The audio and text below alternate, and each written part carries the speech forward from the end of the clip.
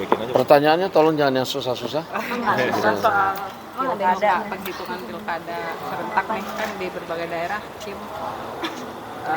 Sementara ini menang nih, mendominasi. Tanggapannya dari Gerindra seperti apa? Jadi kemenangan pilkada pada saat ini adalah kemenangan seluruh rakyat Indonesia pada pesta demokrasi, dan tentunya setelah pilkada ini mari kemudian kita sama-sama melihat ke depan untuk membangun Indonesia, membangun bangsa dalam rangka kemajuan Indonesia.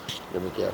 Kalau dari Gerindra sendiri kira-kira berapa persen sih pencapaian pilkada berdasarkan perhitungan internal? Kita belum hitung, sampai dengan hari ini kita belum hitung karena masih ada yang real count-nya kan belum masuk. Bang, kalau untuk pilkada Jakarta ini masih yakin 2 putaran atau seperti apa? Memang 2 putaran.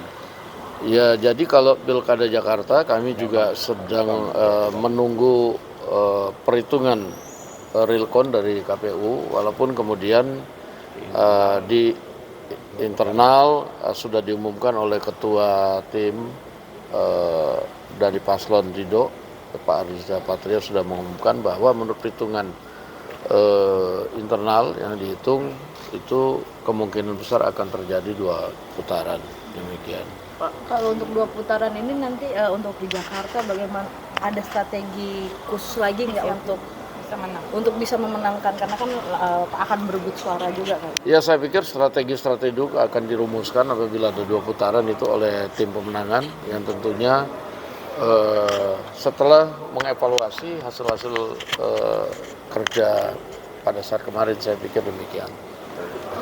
Bang, di Pilkada Banten Gerindra untuk kompak sebagai pesaingnya Bu Airi, dan ini untuk pertama kalinya Banten akan dipimpin oleh kepala daerah yang bukan dari daerah.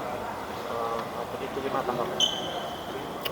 Ya, saya pikir apa yang terjadi di banyak daerah, termasuk juga di Banten, adalah hasil kerja keras dari para calon yang diusung dalam pilkada dan juga kemudian partai pendukung serta organ-organ relawan tentunya.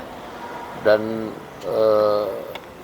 khusus di Banten saya lihat memang kerja keras yang dilakukan cukup intens, dan juga kemudian rakyat di sana juga animo masyarakat terhadap calon pemimpin yang dicalonkan juga besar. Demikian. Bang, kalau Pak Riza Patria sendiri mengatakan adanya pendugaan kecurangan dalam Pilgub Jakarta. Kalau Kim sendiri nilainya ada hal tersebut atau tidak? Saya belum mendapatkan informasi dari Pak Riza sehingga saya belum bisa berkomentar. Demikian.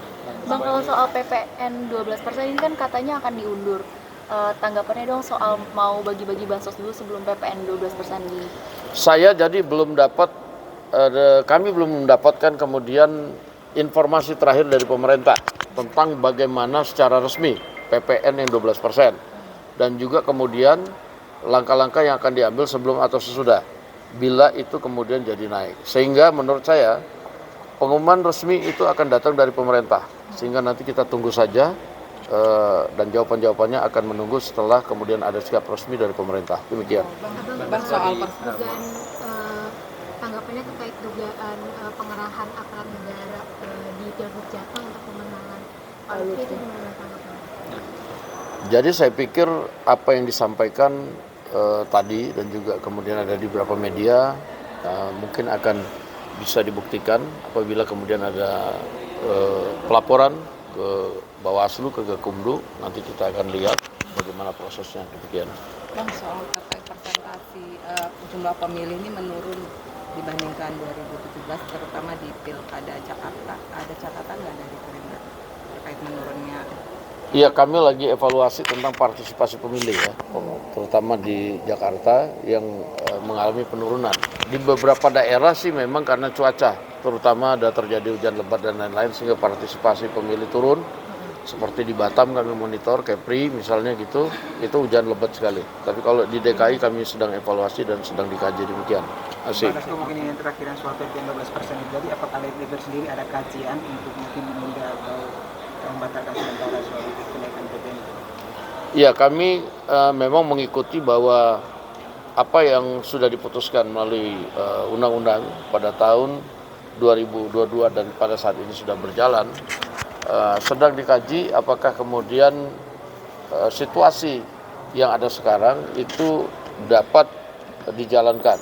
Walaupun undang-undangnya mengatakan bahwa di Januari 2025 harus ada kenaikan. Nah, sehingga semua pihak tolong bersabar. Kami sedang mengkaji dan akan berkomunikasi terus dengan pemerintah yang tentunya komunikasi dan kajian ini tentunya untuk kebaikan rakyat. Demikian. Komisi 3 menjadi panggilan ini untuk Kapolres Lombok Selatan dan Sumbar Kapolda Sumbar. Senin pada liburan pilkada semua nih ya, orang-orang nggak ada Jakarta di DPR sepi ya. Jadi di agenda itu kapan Bang? Senin besok ya? Oke? Terima kasih. Terima kasih. Terima kasih.